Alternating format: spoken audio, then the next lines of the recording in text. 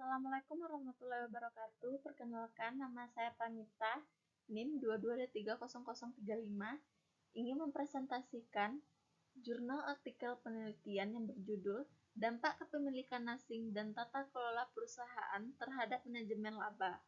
Analisis Komparatif Kualitatif Fuji Set. Pembahasan teori. Integritas laporan keuangan merujuk pada keandalan dan keakuran informasi yang disajikan dalam laporan keuangan suatu perusahaan. Ini sangat penting karena laporan keuangan digunakan oleh berbagai pemangku kepentingan, termasuk investor, kreditor, dan regulator, untuk mengambil keputusan yang informasional dan strategis. Penelitian ini membahas tentang teori agensi yang menggambarkan konflik kepentingan antara pemilik dan manajer.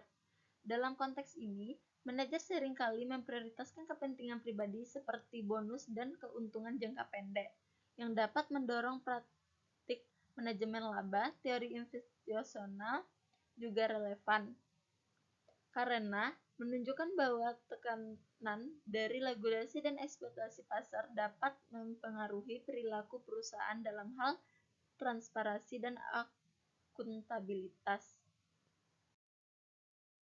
Kasus yang dibahas. Studi ini menganalisis 169 perusahaan yang terdaftar di Bursa Efek Vietnam selama periode 2016 sampai 2020. Kasus yang dibahas terkait dengan beberapa skandal keuangan besar di Vietnam, di mana perusahaan-perusahaan ini terlibat dalam praktik manajemen laba untuk meningkatkan laporan keuangan mereka.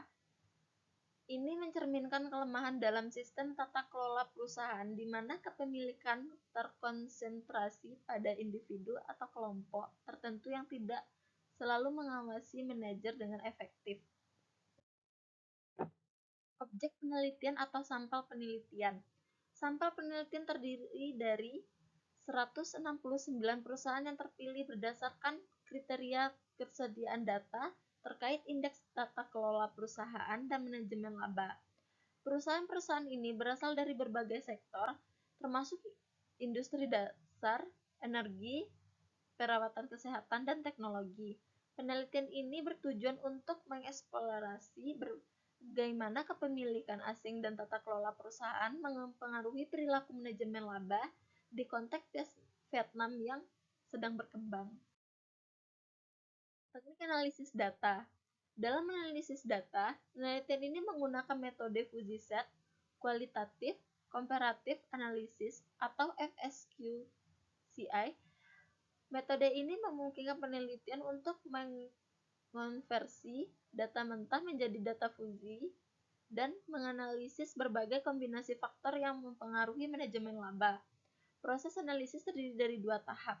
Analisis kondisi yang diperlukan untuk kehadiran manajemen laba dan analisis kondisi yang cukup untuk memenuhi interaksi antara pemilik asing, tata kelola perusahaan, dan variabel kontrol lainnya.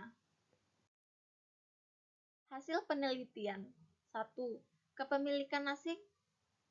Hasil menunjukkan bahwa kepemilikan asing berpengaruh negatif terhadap perilaku manajemen laba.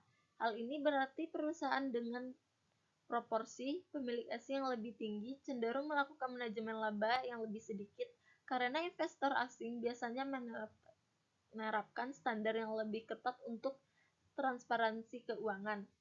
2. Indeks tata kelola perusahaan. Penelitian menentukan bahwa indeks tata kelola perusahaan juga memiliki dampak negatif terhadap manajemen laba.